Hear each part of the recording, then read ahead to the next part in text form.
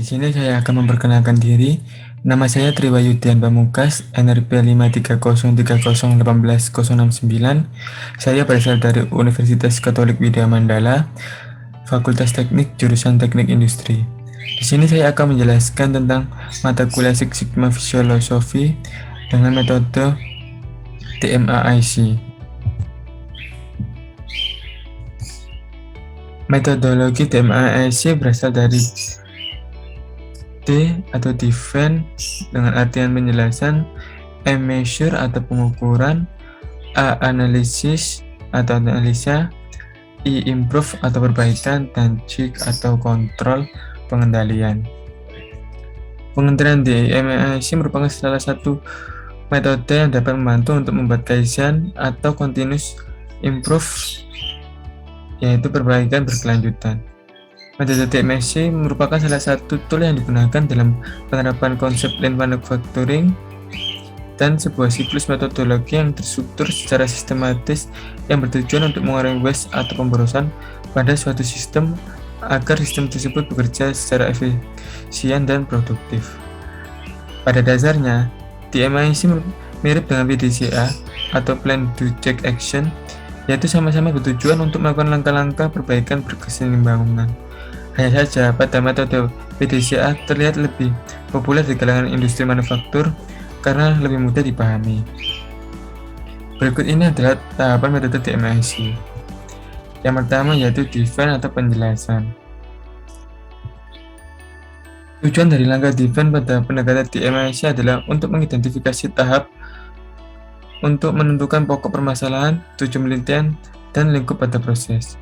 Untuk itu, diperlukan adanya data kebutuhan pelanggan sehingga dapat diketahui pokok permasalahan yang harus diteliti.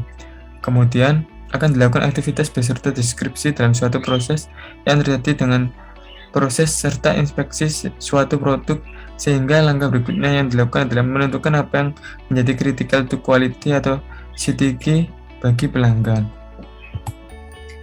Selanjutnya yaitu CTQ atau critical to quality.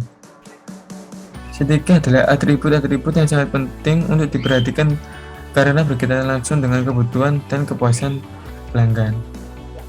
CTQ merupakan elemen dari suatu proses, produk, atau spesifikasi lainnya yang berhubungan langsung kepada kepuasan pelanggan. Selanjutnya yaitu SIPOC diagram. SIPOC diagram ini yaitu berisi tentang identifikasi langkah-langkah aktivitas beserta deskripsinya dalam suatu proses yang terkait, dan dapat pula menggunakan proses flowchart yang menjelaskan proses suatu produk serta inspeksi yang dilakukan. Alat yang berguna dan paling banyak digunakan dalam manajemen dan peningkatan proses adalah SIPOC yang menjelaskan supplier, orang atau kelompok yang memberikan informasi. Selanjutnya yang kedua yaitu measure atau pengukuran. Tahap measure merupakan tahap operasional dalam program peningkatan kualitas Six Sigma. Terdapat 3 hal pokok yang harus dilakukan dalam tahap ini, yaitu yang pertama memilih dan menentukan karakteristik kualitas atau CTQ yang menjadi kunci yang berhubungan langsung dengan kebutuhan spesifikasi customer. Yang kedua, mengembangkan suatu rencana pengumpulan data melalui pengukuran yang dapat dilakukan pada tingkat proses, input, dan output. Yang ketiga yaitu mengukur kinerja pada tingkat proses, input, dan output. Selanjutnya yaitu pengukuran pada tingkat output. Pengukuran pada tingkat output dilakukan untuk mengetahui sejauh mana output dari suatu proses dalam memenuhi kebutuhan customer. Hasil pengukuran pada tingkat output dapat berupa data variabel dan data atribut yang akan ditentukan kinerjanya berdasarkan pengukuran sebagai berikut. Yang kedua yaitu proses capability. Proses capability ini adalah kemampuan proses untuk memproduksi output sesuai dengan kebutuhan pelanggan, atau indeks CPM pengukur kapabilitas yang didefinisikan sebagai berikut.